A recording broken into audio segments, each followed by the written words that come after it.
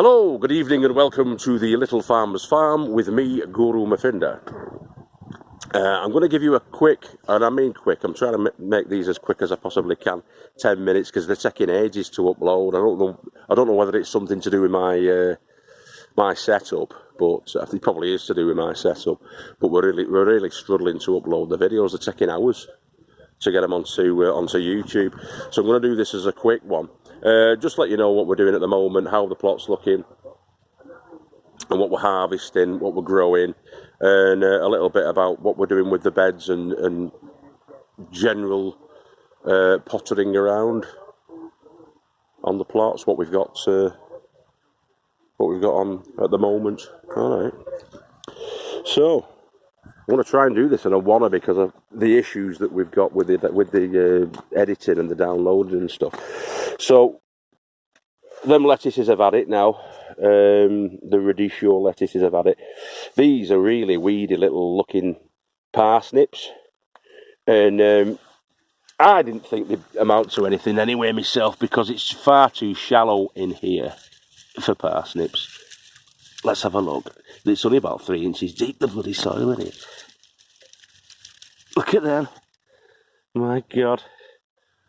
Sorry, parsnips. I will look after you much better next time.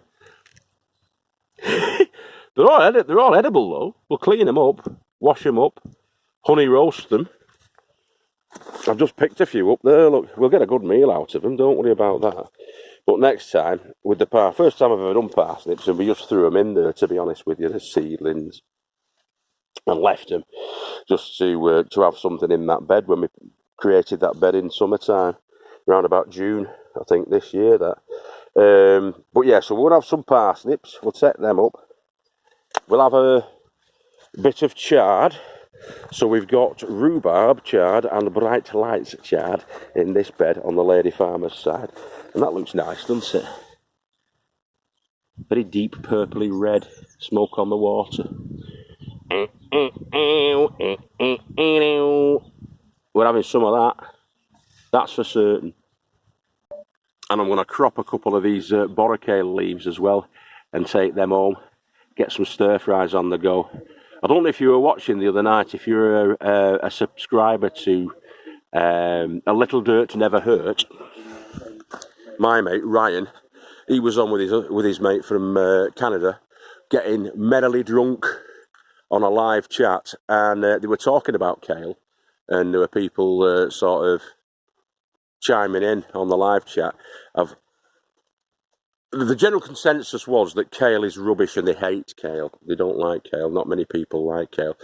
But the thing with kale is, although it's not very tasty and it's not a particularly exciting vegetable, it's the kind of brassica that is extremely good for you. The vitamins, minerals and nutrients that can be found in kale are fantastic for the human. Anti-cancer properties, you've got anti-inflammatory properties in kale as well. A lot of vitamin C, other vitamins, I think K and B vitamins are in there. It's just packed full of nutrition, kale. So it's well worth growing. And there are recipes that you can use and pick up online that will make the vegetable more palatable. But it's not a very popular one, just as a bog standard. You've got to sort of play around with kale to make it really tasty. It's a difficult one, kale, but well worth growing. But I did agree with a lot of the people that were on the comment section in Ryan's live chat. It's a stubborn one. I'll show you the beds where we did the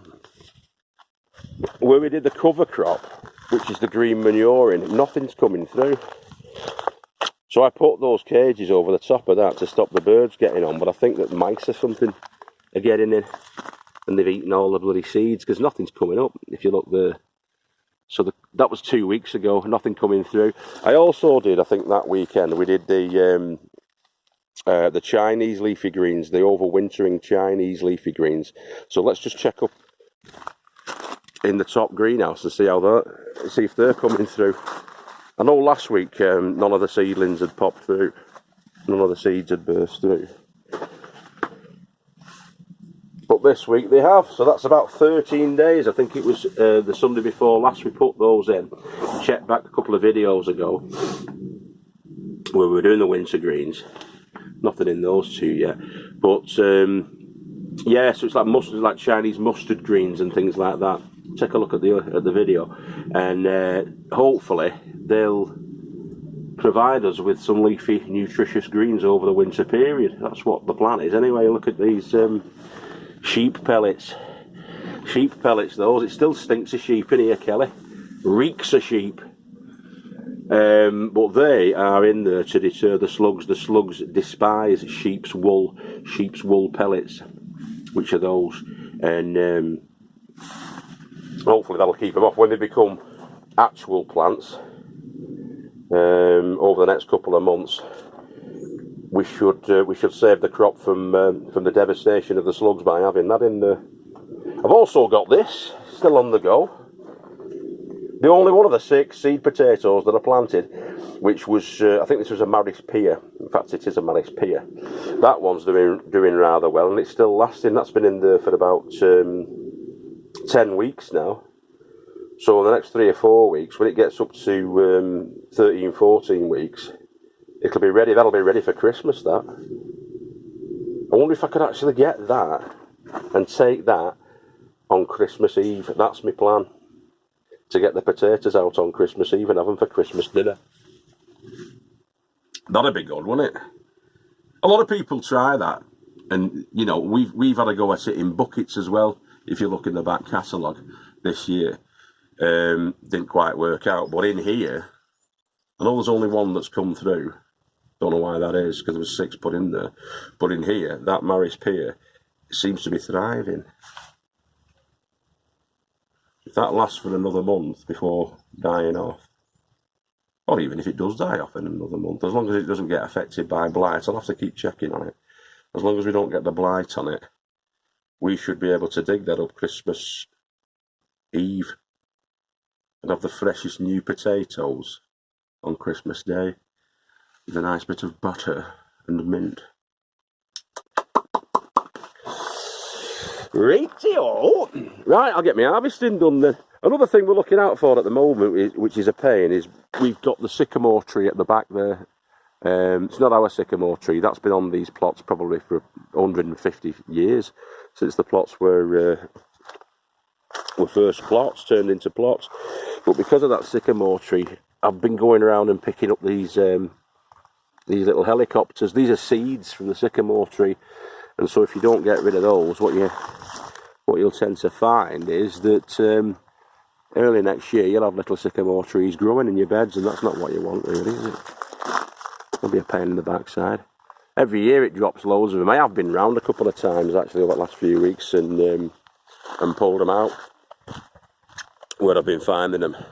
And it's just basic bed husbandry, where you're looking after your beds. The garlic's coming through there. A particularly good row of the garlic there, that's coming through. Obviously that'll be another 6 months before we'll be pulling that out of the ground, but hopefully by like sort of June time or back end of May time we'll be having that out.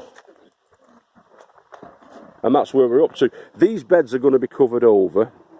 If you look at that, that's not very well rotted manure at all, but I'm going to get the weed membranes on them next week. Or maybe even this week, tomorrow.